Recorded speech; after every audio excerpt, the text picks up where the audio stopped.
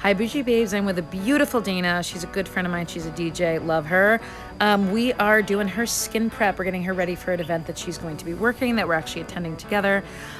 Doing my skin prep, which is multiple steps, really. Hyaluronic acid, cleansing the skin with toner, doing Charlotte Tilbury Glow, just lip balm, all the things to get her dewy AF.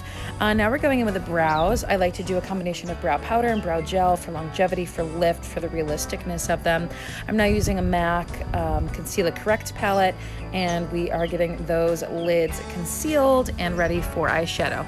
We're going for like a soft brown, somewhat smoky, and blue look. We're doing like a blue in the interior to match her dress. Yeah, she looks super fab. She's so beautiful without makeup, so it's always so exciting to do her makeup. She's been taking really good care of her skin as well, which just makes her a flawless makeup application. I've used some brown tones and some charcoal tones, and I'm now adding a very like soft shimmer glow. You know, she didn't want anything too intense, but wanted that still really fun pop. So now I'm adding a little bit of a darker shade just to kind of like create a base for the wing that I'm going to do soon. We're blending things out, getting things as like soft but smoky as possible, and it's just kind of getting a little smokier as we go. And now I'm using a wipe, my best friend, to make everything sharp and clean and awesome. Now we are adding a lash. I like a nice soft lash for her. She doesn't like anything too heavy for the lashes, which I don't think anyone looks good with too heavy lash, in my opinion. I think they should be soft and flirty and wispy and light and airy. So I love these Ardell 421 lashes, and that's what we are placing on her right now. Then we're stepping right into skin. I am, now that the skin prep has had time to really hydrate, to really work, we're now putting on foundation because the skin's ready for it. That's why there's so many reasons why I do the eyes first, but that's a big reason, is that the skin prep has time. I also do the eyes first so that I can be messy and blend out like crazy and then clean up with that makeup wipe. So there's really so many reasons. Now we're using that Conceal and Correct palette again, and we're highlighting underneath her eyes. We're adding brightness to the center of her face, and we're blending everything out with a brush and then a beauty blender. The beauty blender gets underneath those eyes a little bit better. Blending out with my finger, that kind of helps with that final blend, in my opinion. Then I'm going to be going in and setting with my little triangular sponge. And at first I used this NYX powder, and you'll see later on that I didn't love it. So I wiped it off and I started again.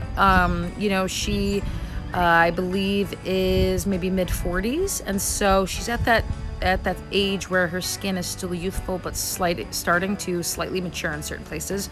So I have to be really careful about where powder is and how it clings or doesn't cling. And I didn't like the way it was clinging. I had exaggerated little lines that she had, and I didn't like that for her. So we go back and we correct. Now I am adding a cream contour. This is by Dayna. We are blending that in, giving her a really like chiseled look, but still soft. She has very like, you know, fair eyes, fair features, fair skin. So a contour for her, in my opinion, is necessary to give her dimension. Now we are setting all that with a powder contour, just like really getting that glow on. Now I'm going in with the Dayna Balm Cream Powder Blush in Roseanne Brunch. Love this stuff. Love this stuff. I put it on the cheeks, I put it on the nose, I put it on the chin, I put it on the forehead. It gives a more harmonious look. It blends in so well. It gives that life to her skin. It gives just like a flow. Absolutely love it. Now I'm setting that with the Milani Baked Blush in Luminoso. It has highlight in it, so it's kills two birds with one stone sort of thing for me, so I'm all about it. The next thing that we are going to do, we're chatting away. The next thing that we're going to do is we're going to add that blue. We are adding this like highlighted blue. You can start to see it there just in the inner corner, just when you look at her, to really match the shade of her blue eyes, that match her dress. So it's that subtle little hit that adds intrigue but doesn't overtake the look. Now you'll see me here. I am wiping underneath those eyes, and I'm not afraid to show you my mistakes because it's all part of the process. It's all part of learning. So I'm letting that like wiped area dry for a minute, and I am now using a waterproof mascara from Essence, and I am just making sure that the lashes, the false lashes and the real lashes, are married with each other.